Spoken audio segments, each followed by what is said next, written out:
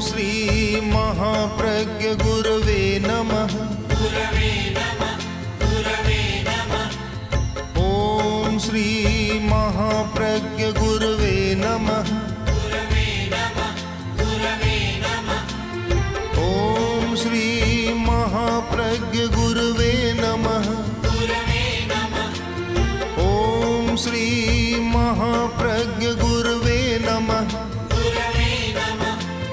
ओम श्री महाप्रज्ञ गुरवे नमः। नमो अरहंताणं नमो अरहंताणं नमो अरहंताणं। हमारी दुनिया विचित्र है कि हम तो याद करते, जो चले गए उन्हें याद करते हैं, उनके बारे में स्तुति के गीत गाते हैं, कीर्तना करते हैं और भी बहुत व्याख्याएं करते हैं, पर श्रोता सुनते हैं। पर एक प्रश्न है, इसका उत्तर कौन देगा कि ये इतने लोग तो सुनते हैं, पर जिनके बारे में कहते हैं वे सुनते हैं या नहीं सुनते। तो जिनको सुनाना है वे तो सुने या पता ही नहीं सुनते हैं कि नहीं, केवल दूसरों को सुनाते हैं। कोई ऐसा तार, बेतार का तार पुराने ज़माने में कहते थे, वायरलेस कोई ऐसा चाहिए कि जिससे हमारी बात वे सुन सकें। बहुत ज़रूरी है। मैं ये तो नहीं कहता कि नहीं सुनते,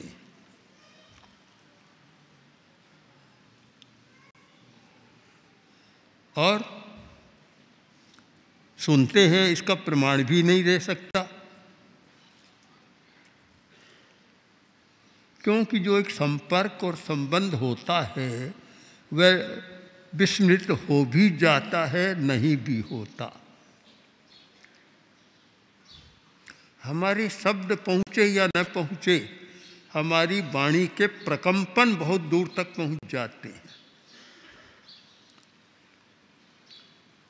ज्ञाता सूत्र का प्रसंग है कि जब अभय कुमार को अकाल वृष्टि करानी थी, असमय में वृष्टि, आज के वैज्ञानिक तो वृष्टि कराने में तत्पर हो गई, रास्ता खोज निकाला है कि कोई भी बादल आया नहीं बरस रहा है, किंतु ऐसा प्रयोग करेंगे कि बादल बरस जाएगा। उस समय तो ऐसा नहीं था। तो फिर अपने इष्ट देवता की आराधना में लगे और उन्होंने जो प्रयोग किया उसके प्रकंपन उस देव तक पहुंच गए, उसका आसन प्रकंपित हो गया। और प्रकंपित हुआ तब ध्यान देता है कि कौन याद कर रहा है मुझे, मेरा आसन क्यों प्रकंपित हुआ। तब अवधिक ज्ञान का प्रयोग करता है, तो फिर उसके पास आता है। हम भी कुछ ऐसे प्रकंपन पैदा करें जो हमारे प्रकंपन अपने आराध्य तक पहुंच जाए, उनका आसन प्रकंपित हो और वे फिर ध्यान दें कि मुझे कौन याद कर रहा है। दूरी बहुत है, प्रकंपन के बिना तो याद करना संभव नहीं है, बहुत दूरी, असंख्य योजनों की दूरी है। और हमारी ये दुनिया इतनी बड़ी है, इतनी निहारिकाएं, एक एक निहारिका और दूसरी निहारिका के बीच में सैकड़ों प्रकाश वर्ष का अंतर, और एक प्रकाश वर्ष कितना बड़ा होता है कल्पना ही नहीं की जा सकती। एक प्रकाश वर्ष जहाँ संख्या समाप्त हो जाती है, इतना बड़ा वर्ष होता है, इतनी दूरी है, वहाँ तक बात कैसे पहुँचे। किंतु हमारे वाणी के प्रकंपन में शक्ति है। प्रज्ञापना सूत्र में बहुत सुंदर इसका विश्लेषण किया है कि वक्ता यदि तेज स्वर में बोलता है तो उसकी वाणी के प्रकंपन या वाणी भाषा वर्गणा के पुद्गल लोकांत तक भी जा सकती है, और कमज़ोर बोलता है तो बीच में स्खलित हो जाती है। हम भी वैसी शक्ति पैदा करें। आचार्य तुलसी की स्मृति करें तो साथ साथ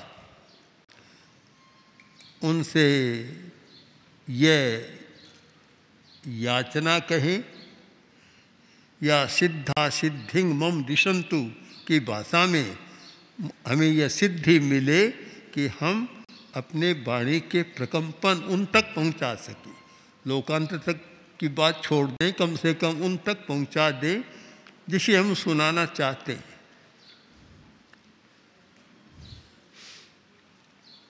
आचार्य तुलसी ने बहुत कुछ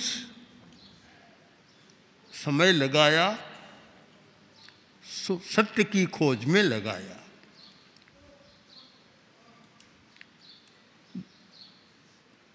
रूढ़ि मुक्त थे और नियम के बहुत पक्के थे, मनोबल बहुत विचित्र था। रूढ़ भाषा में नहीं सोचते, पर सत्य के साथ निरंतर चले रहते, निरंतर चलते, और इतना कुछ नया खोजा, नया दिया है। धार्मिक जगत के लिए तो एक आश्चर्य बना हुआ है। आज भी जो उनकी देन है हमारे लिए बहुत काम की बन रही है।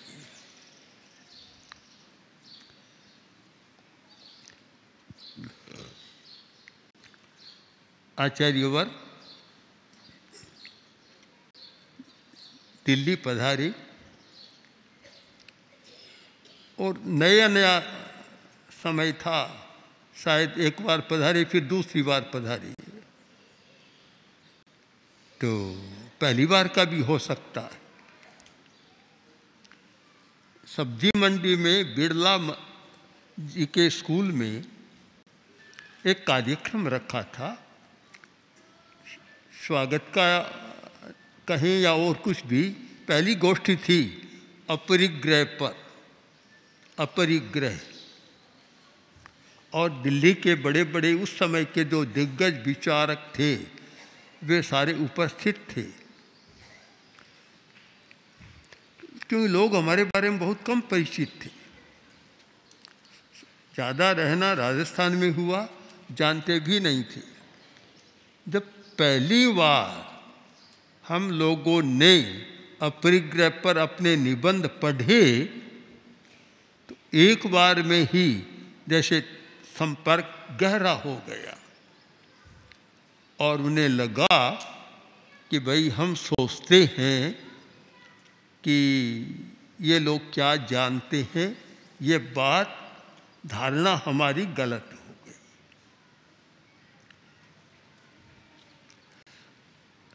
आचार्य तुलसी ने 10-15 वर्ष तक लगातार इतना श्रम किया और अपने शिष्यों की चेतना को इतना जगाया कि उनकी बुद्धि बल को भी बढ़ाने का प्रयत्न किया, वक्तृत्व को भी बढ़ाने का प्रयत्न किया और सत्य की खोज में प्रेरित करने का भी क्रम चलता रहा। तीनों का योग मिला और फिर तो सारा वातावरण बदल गया।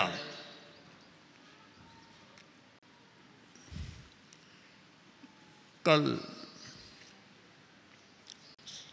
जयपुर से सोहन जी गांधी आए थे, उन्होंने कुछ पत्र दिए, पहले भी कुछ पत्र आए। अहिंसा प्रशिक्षण के बारे में, एक तो अहिंसा का सिद्धांत, एक प्रशिक्षण, ट्रेनिंग और रिसर्च, आज के दो प्रमुख विषय है। कोरा पढ़ना नहीं, पढ़ना तो प्रथम भूमिका है जिसमें हो जाए, उसके बाद उस विषय में ट्रेनिंग हो, प्रशिक्षण हो और रिसर्च हो, अनुसंधान और शोध हो, ये बड़े महत्व के होते हैं। कोरा पढ़ना तो ठीक है, तो जब एक पुस्तक अहिंसा के प्रशिक्षण की या उसके संबंधित अहिंसा के विचार की विदेशी लोगों के पास पहुंची तो वे कहते हैं कि पहली बार हम नई बात जान रहे हैं। हम 20-30 वर्ष से इस क्षेत्र में काम कर रहे हैं, पर ये बातें कभी हमारे सामने आई नहीं। बड़े बड़े पत्र आए हैं उनके, हम भी जुड़ना चाहते हैं। एक प्रोफेसर का तो पत्र था कि 1 वर्ष में जैन विश्व भारती में रहना चाहता हूँ, अरबा कुछ करना चाहता हूँ। तो ये सारा जो एक हमारे विचार दूसरों को पसंद आ रहे हैं, उपयोगी लग रहे हैं और वर्तमान समस्या का समाधान करने वाले लग रहे हैं, इसके पीछे शक्ति कौन सी शक्ति बोल रही है? वह आचार्य तुलसी की शक्ति है। उन्होंने जो मार्ग प्रशस्त किया हमारा, जो कुछ किया, इतना किया कि शायद मैं अतिशयोक्ति नहीं करूं तो इन 5-10 शताब्दियों में इतनी खोज करने वाला, गहराई में जाने वाला एक अद्भुत व्यक्तित्व हुआ है। इसलिए हम स्मृति करते हैं। वे सुने या न सुने, हम किस लिए करते हैं? कि अपने कर्जे को उतारने के लिए करते हैं। उनका कर्जा बहुत है सिर पर, ऋण बहुत है, उतरता भी नहीं है, पता नहीं कैसे उतरेगा। तो अपना भार हल्का कर देते हैं। प्रभो तुम सुनो या मत सुनो, बस तुम्हारी इच्छा, इस पर छोड़ देते हैं। पर मैं मानता हूँ कि मन के प्रकंपन भी बड़े प्रबल होते हैं। वाणी के प्रकंपन बलवान होते हैं तो मन के प्रकंपन तो और ज़्यादा शक्तिशाली होते हैं। यदि हमारा मन उस विषय में एकाग्र है और तन्मयता है, तादात्म्य है और हम एक में एक बना देते हैं, तो वे प्रकंपन इतने जबरदस्त हैं कि सुनना ही पड़ता है। इसी आशय को जयाचार्य ने विघ्नहरण की ढाल में प्रकट किया था कि जान तिके नर जानसी अवर न जाने लिगारी हो। जानने वाला ही जानता है रहस्य को, हर कोई जान नहीं सकता। मैं यह कहना पसंद करूँगा कि तेरा पंथ को ही नहीं, जैन शासन को ही नहीं, पूरे धर्म जगत को एक नया मोड़ इस वैज्ञानिक युग में जी सके, ऐसा मोड़ किसी ने दिया है तो एक नाम मेरे सामने आता है, आचार्य तुलसी ने। आज भी सब लोग नहीं समझ पा रहे हैं, उनकी क्रांत वाणी को समझ नहीं पा रहे हैं, किंतु उन्होंने जो कहार किया और जड़ की बात को पकड़ा कि नैतिकता के बिना धर्म की आराधना नहीं हो सकती, व्रत के बिना धर्म की आराधना नहीं हो सकती।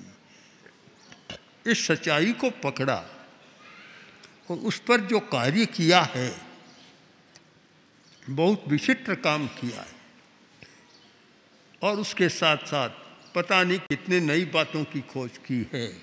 तो ऐसे दिन पर, ऐसे अवसर पर ऐसी पुण्यात्मा की स्मृति होना स्वाभाविक है।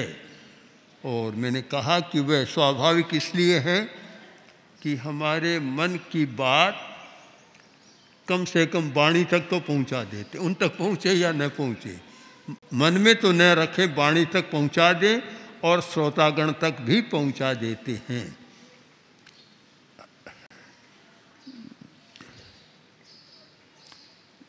उनका गीत देखें, आत्मशुद्धि का जहाँ प्रश्न है संप्रदाय का मोह न हो।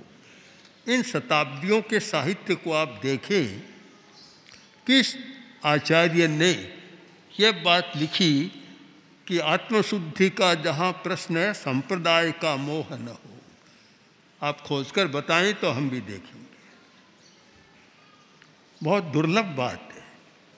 जब हमने आगम संधान का काम शुरू किया, जब आगम का काम शुरू हुआ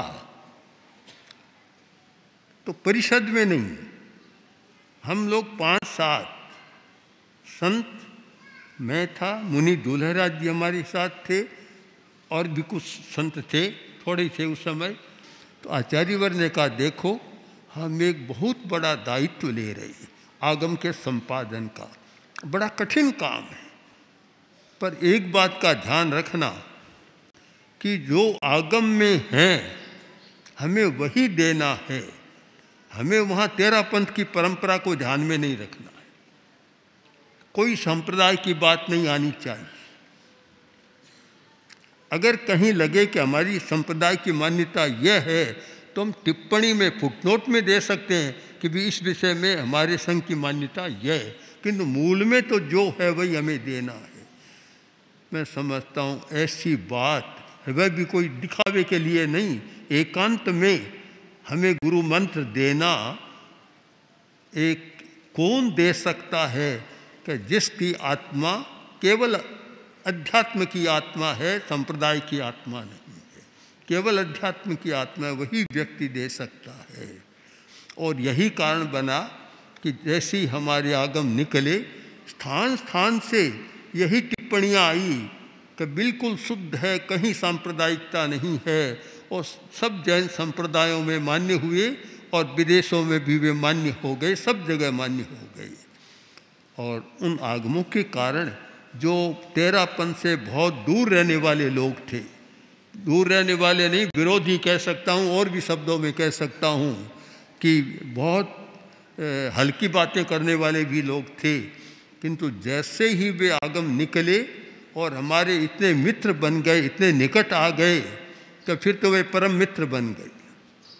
तो ऐसी महान आत्मा, एक दिव्य आत्मा जिन्होंने दिव्यता के अनेक काम किए, उनकी स्मृति एक तीज के दिन तो होती है, निमित्त बन गया, किंतु वह विस्मृति कभी होती नहीं है। शायद मैंने पूज्य कालूगणी के संदर्भ में लिखा था, किसी ने कहा कि स्मृति करो, तो मैंने लिख दिया कि विस्मृत की स्मृति होत परंग स्मृत की स्मृति कौन मनुष्य करे। मारवाड़ी में जब लिखते थे प्रारंभ में कि विस्मृत की स्मृति होत परम स्मृत की स्मृति कौन मनुष्य करे। कब ये बताओ विस्मृति हो गई क्या? विस्मृति नहीं हुई तो फिर स्मृति क्या करें? जो जिसको भूल गए उसकी तो हम स्मृति करते हैं, जो भूला ही नहीं जाता उसकी स्मृति फिर क्या होती है। तो ऐसे महान दिव्य आत्मा वाले पुरुष जिनकी विस्मृति होती नहीं, पता नहीं दिन में कितनी बार क्या क्या स्थितियां सामने आती है, फिर भी एक लोग समझते हैं कि आज दिन का निमित्त है तो उनकी स्मृति भी कर लेनी चाहिए। पर मैं कहना चाहता हूँ कि आचार्य तुलसी की स्मृति करें तो दोनों आँखों को खोल कर करें, दोनों कानों को भी खुला रख के करें, और सबसे ज़्यादा कि दिमाग की खिड़कियों किवाड़ों को खोल कर करें, उनको देख सकें तो शायद हमें बहुत सत्य का बोध होगा, सत्य का ज्ञान प्रकाश मिलेगा।